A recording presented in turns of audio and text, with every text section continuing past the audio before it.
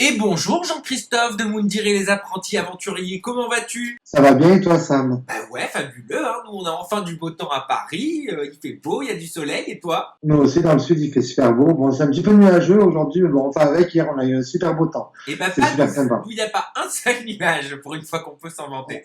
Alors Ça change un peu. oui, ça change exactement. Pour ceux qui ne te connaissent pas encore, Jean-Christophe, ça fait maintenant 3 petites semaines donc que tu es nouveau candidat dans le programme Moundir et les apprentis aventuriers. Ça se passe à partir de 18h55 sur W9 et l'épisode Oui. inédit est diffusé à 19h55. J'ai envie de te faire réagir sur pas mal de sujets. Jean-Christophe. Allez, Tout c'est parti. d'abord, j'ai envie de te parler de ton binôme avec Evie. Hein, on va quand même évoquer son malaise parce Ok. qu'elle a été absente dans le dernier épisode. Tu vas nous expliquer un petit peu comment ça se passe entre vous. J'ai cru comprendre que vous parliez plus trop depuis l'aventure. On va parler également de l'actualité du programme. Tu nous parleras de toi, parce que tu es un artiste à part entière. Vous restez avec nous à la maison. Tout se passe après le jingle.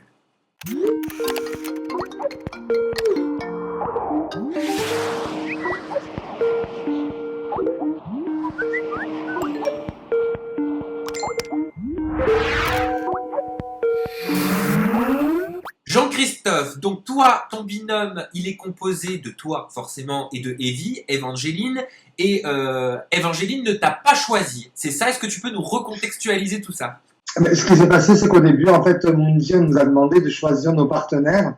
Et donc, du coup, ben, je me suis retrouvé que personne ne m'a choisi. Et donc, du coup, Evie étant la dernière à choisir son binôme, et bien, elle a dû me choisir à moi malgré elle. Et pourquoi personne t'a choisi? Je ne sais pas, peut-être que les personnes étaient un peu plus connues, c'est pour certains, et puis faut dire que Valentin, il est pas mal non plus, donc du coup, je pense que, je dis pas que je suis moche non plus, c'est pas ça, mais voilà, du coup, je pense que leur choix a été fait par rapport à tout ça. Oui, parce que j'ai cru comprendre qu'Evie, elle aurait bien aimé choisir Valentin parce qu'elle avait eu un petit coup...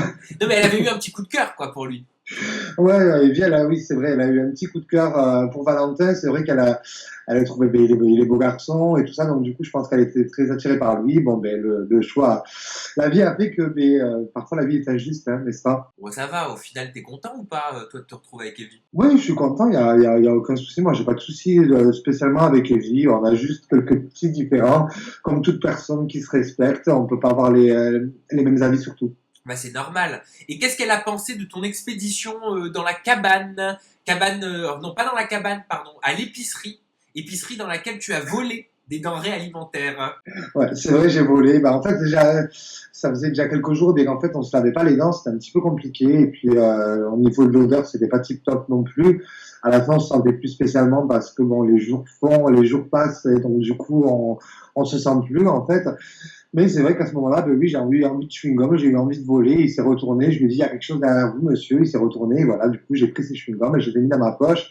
Et il m'a grillé. Et donc, du coup, ben, T'as fait ça sans arrière-pensée. C'était vraiment, voilà, c'était dans la dynamique, quoi, j'imagine. bien sûr, je suis pas du tout quelqu'un à voler. Quand j'étais petit, j'ai volé avec avec un petit bonbon. De suite, la boulangère, elle a vu que j'avais volé. Donc, du coup, non, je suis pas un voleur du tout.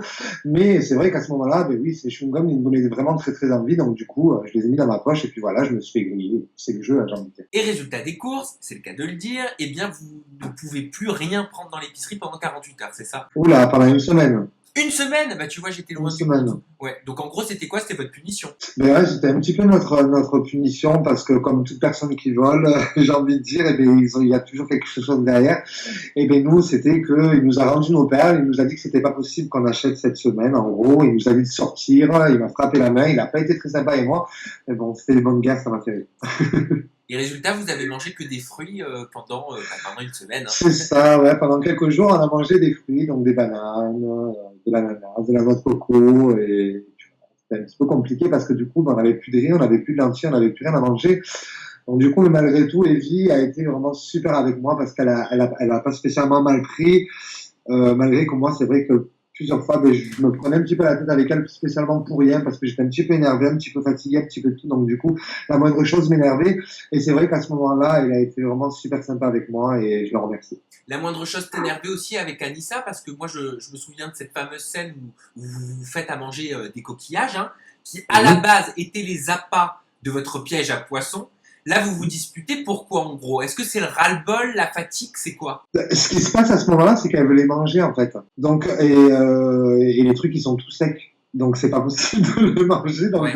j'essaie de lui faire comprendre comme quoi ben, que ça a un petit peu pris la chaleur, ça a un petit peu pris le soleil, et je pense que si on le mange, en fait, on va être malade tout simplement. Et donc du coup, elle a pas trop compris. Donc je laissé un petit peu pisser. Si elle avait envie de les manger, d'être malade, c'est son problème. Et ce piège à poisson, pourquoi il n'a pas fonctionné? Qu'est-ce que vous avez de mal fait? Vraiment, vraiment fait rire ce piège à poisson. Mais c'est-à-dire, si tu jettes un filet avec quelque chose qui soutient et que tu le jettes comme ça dans la mer échouée, j'ai envie de te dire, il va un petit peu se balader un peu à droite à gauche et puis il va finir par chavirer et puis tu vas pas le retrouver. On l'a retrouvé le lendemain, sauf qu'il avait chaviré et puis le truc il était cassé. Enfin, le truc qui sert un petit peu à rien.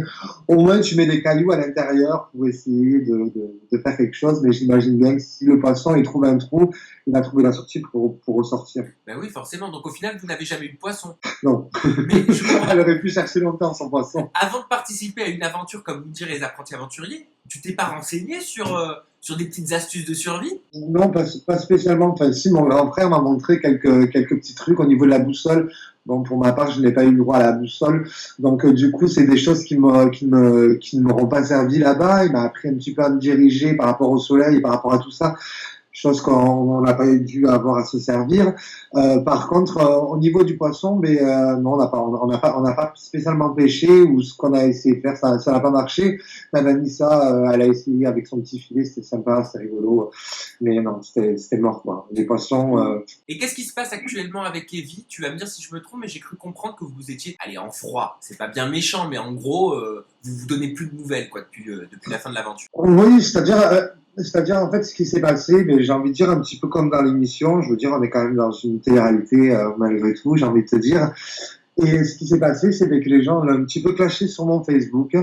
Et donc, du coup, elle a mal pris. Et c'est vrai que moi non plus, je l'ai pas spécialement défendu, mais en même temps, on aime bien quand même ce genre de choses, savoir ce que les gens pensent un petit peu aussi.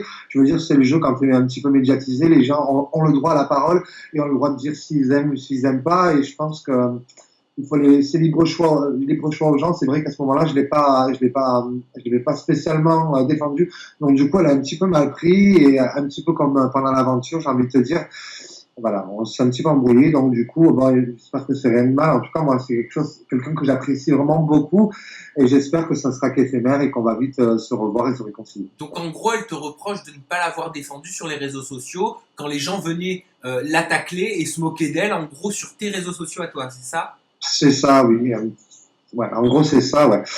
Elle a pas spécialement compris, sauf que moi, ben, on était quand même malgré tout dans un jeu, j'ai envie de te dire. Et puis les gens ont le droit à la parole comme je viens de juste expliquer Ouais. justement. Est-ce que tu regrettes de ne pas l'avoir défendue?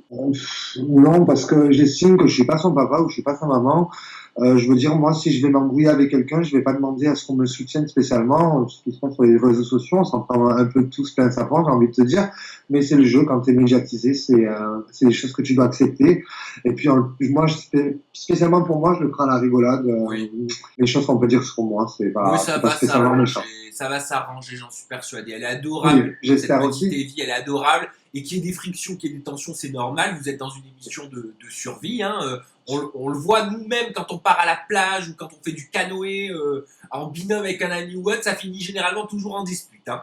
Alors, C'est tout un- alors, 20 jours sur une île en Thaïlande, je n'imagine même pas.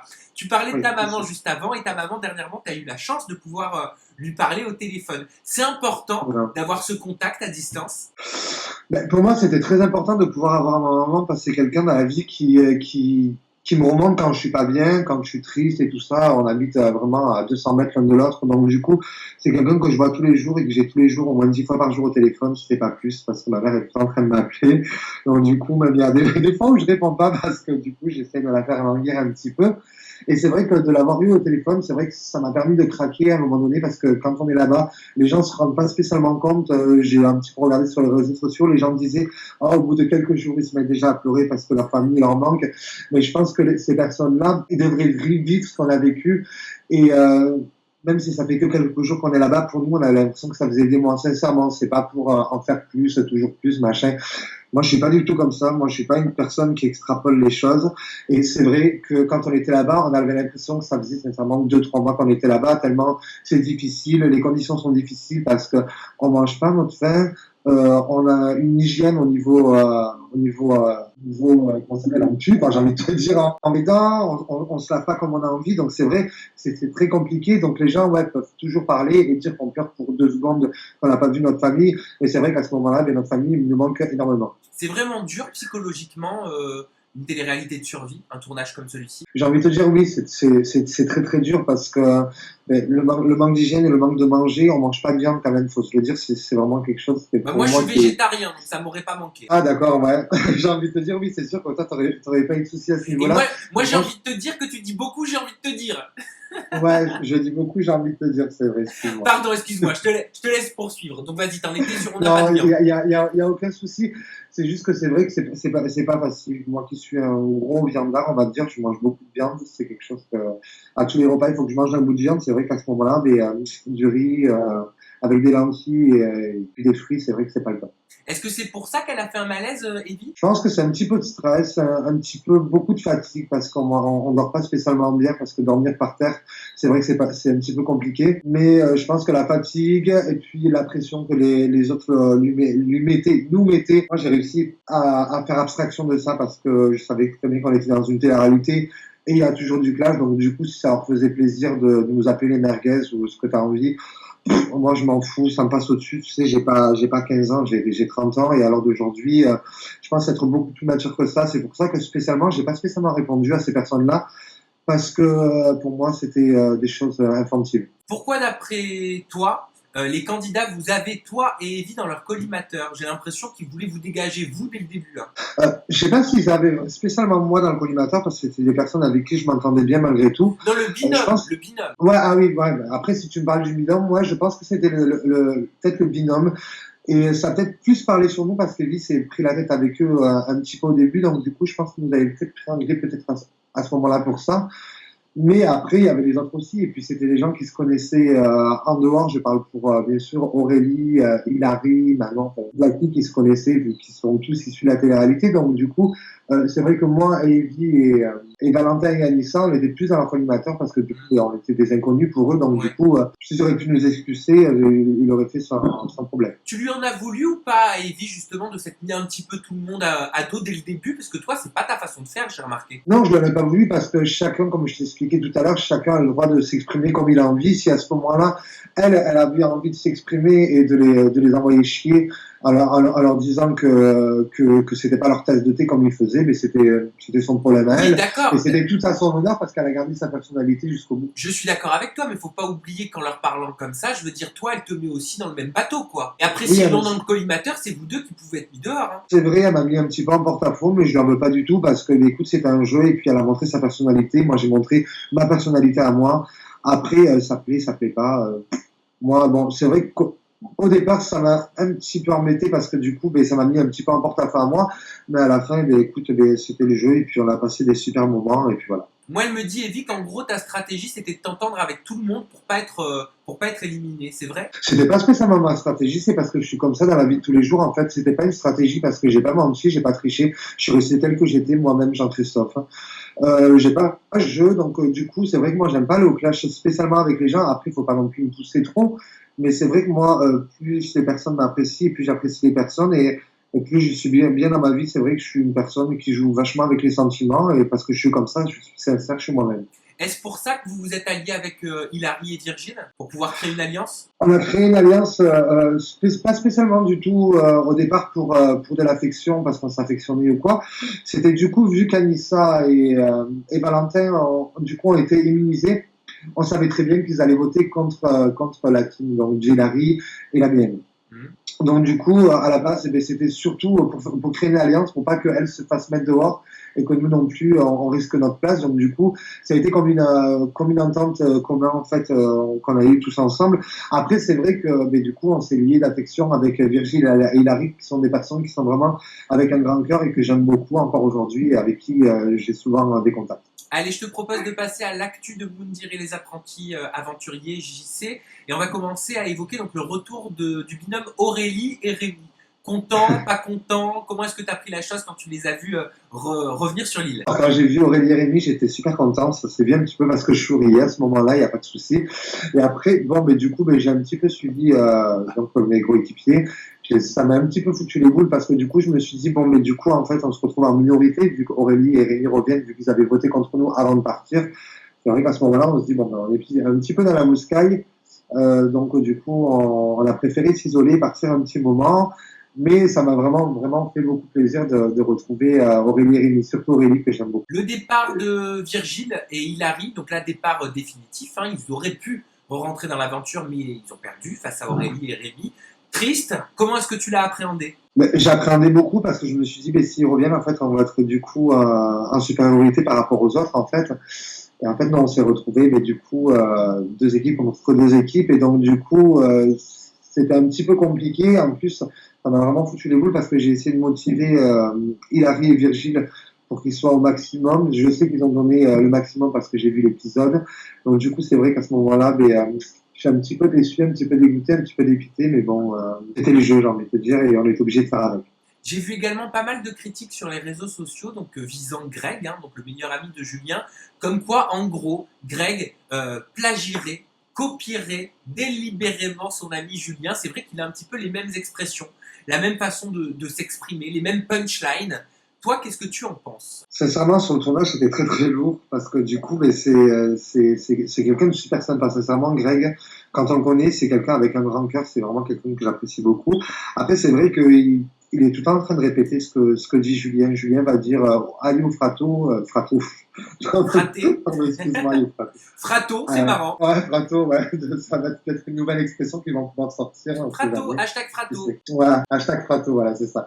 Donc, du coup, c'était un petit peu saoulant d'entendre toujours la même personne. Oyez, fraté, fini campagne. Je sais pas du tout pourquoi fini campagne. Je sais pas si toi tu comprends ce langage-là. En tout cas, j'essaie de regarder un petit peu dans le dictionnaire. C'est un langage que je n'ai pas spécialement trouvé. Ah non, je suis pas sûr que tu le trouves dans le dico. Hein. Non, c'est sûr, j'ai cherché partout. Hein, c'est introuvable. Mais c'est sûr que voilà, c'était un petit peu lassant d'entendre toujours la même chose. Merguez, chipolata, il parle de campagne. On se récrée un petit peu dans une brocante, en fait. Mais c'est-à-dire qu'en gros, vous entendiez deux fois les mêmes choses. D'un côté, tu avais Julien et tu avais Greg aussi qui dit exactement la même chose, c'est ça? C'était un petit peu ça. T'avais l'impression qu'il y avait le perroquet qui disait la même chose à côté. Après, du coup, je me demande, je sais pas en fait si c'est vraiment Greg qui recopie Julien ou si c'est Julien qui recopie Greg. Voilà, ça, on ne se rencontre pas. Est-ce que c'est Greg? Est-ce que c'est Greg qui est le perroquet de Julien? Est-ce que Julien n'aurait pas copié justement Greg et dire tout le temps, dit ce que dit Greg, et vu que Greg est un anonyme, du coup c'est lui qui passe pour le perroquet, j'ai envie de te dire, entre parenthèses, pour le bouffon, parce que du coup il répète la même chose, ou est-ce que c'est Julien qui répète ce que dit Greg? On ne sait pas. Ah ben, il faudra qu'on leur pose la question, hein. Ça je me le note, une question à poser. Donc, je pense que ça c'est pas mal à lui demander. Ah oui, bah moi ça m'intéresse et je suis sûr à la maison que les personnes qui nous regardent ont envie d'avoir cette information. Brièvement, donc on le disait en introduction, tu es un artiste. Et j'aimerais que tu nous expliques exactement ce que tu fais. Alors, je suis chanteur, je travaille dans un orchestre dans le sud de la France, donc avec 6 danseuses, il y a des cuivres, guitare, basse, batterie, clavier, des techniciens. C'est une grosse formation avec des gros écrans, des podiums un petit peu partout et tout ça. Je chante et je danse donc, du coup dans cet orchestre, donc je fais toutes les saisons d'été. Et je travaille aussi dans un cabaret qui est situé à Sète, où je suis danseur. Donc soliste garçon, où je fais de la performance feu aussi. Et je travaille un petit peu dans les discothèques dans le sud de la France en faisant de la performance feu. Je sais pas si vous voyez un petit peu ce que c'est. J'ai 2 bâtons avec 4 mèches en fait et je jongle avec, je jette les bâtons, je joue un petit peu avec les femmes. Attends, parce que c'est en train de me dire quelque chose. Est-ce que tu faisais pas ça à un moment donné dans la rue, dans le centre-ville de Montpellier? Non, c'est pas moi. Ah, c'est pas toi. Ah d'accord. Non, bah écoute, j'ai posé ma petite question personnelle, hein, voilà. Hein, j'ai essayé. Ouais, j'avais fait à la France avec Talent en 2008. Ah, t'avais fait Incroyable Talent en 2008 ouais. Et alors, t'étais allé loin dans l'aventure? Jusqu'en demi-finale. C'est bien. C'était l'année de Caroline Costa, je sais pas si tu vois qui c'est. Oui, Caroline Costa, la petite. Que j'aime beaucoup. Voilà, que j'aime beaucoup. Qui aujourd'hui, alors ça c'est de mémoire parce que c'est pas préparé, elle est dans une comédie musicale il me semble. C'est ça, elle était dans Robin des Bois, maintenant la comédie musicale est finie, là elle a sorti un nouveau single qui est super et je l'aime beaucoup cette fille, c'est quelqu'un avec un grand cœur avec qui je gardais contact, on s'appelle souvent. Et toi, est-ce que c'est le genre de parcours que tu aimerais suivre? Oui, à l'heure actuelle je vis de la musique, je suis intermittent depuis que j'ai 17 ans. Donc, du coup, tu comptes jusqu'à 30 ans, voilà. Mais c'est vraiment quelque chose que j'affectionne vraiment beaucoup. Quelque part, si j'ai fait un petit peu cette réalité, c'est quelque part pour aussi montrer de quoi je suis capable. J'ai pas pu spécialement le montrer parce que du coup, vu les conditions qu'on avait, c'était pas simple. En plus, pendant tout le tournage, j'avais la voix cassée. Je sais pas pourquoi, je sais pas si c'est le changement de climat, j'avais la voix que j'étais à fond tout le temps en fait. Donc du coup, c'était pas spécialement facile pour moi pour pouvoir m'exprimer, chanter et tout ça. Donc du coup, oui, après, c'est quelque chose que j'aimerais pouvoir montrer plus tard, mes talents de chanteur et de danseur. Eh ben écoute, je te le souhaite et je vous invite à la maison donc à tweeter cette interview à Jean-Christophe. Son Twitter c'est @jcvalergue. Pour te suivre également, bah, c'est très simple, il n'y a rien de plus simple, il suffit d'allumer sa télé à 18h55, c'est sur W9. Et puis si on veut voir de l'inédit, eh bien on se connecte sur W9 à 19h55. JC, je te fais des bisous, hein. Moi aussi. Je te dis peut-être à bientôt dans le sud, hein, parce que moi j'y serai cet très, été. très bientôt, avec grand plaisir en tout cas. Voilà, je viendrai te voir du côté de Lunel, je te le promets. Et puis Yeah, à la pas de maison, souci. je vous embrasse très Pas de fort. Merci d'être toujours plus nombreux. Et pour réagir à cette interview, c'est #websam ou alors #websamjc. Bye bye, gros bisous, portez-vous bien. Ciao, ciao.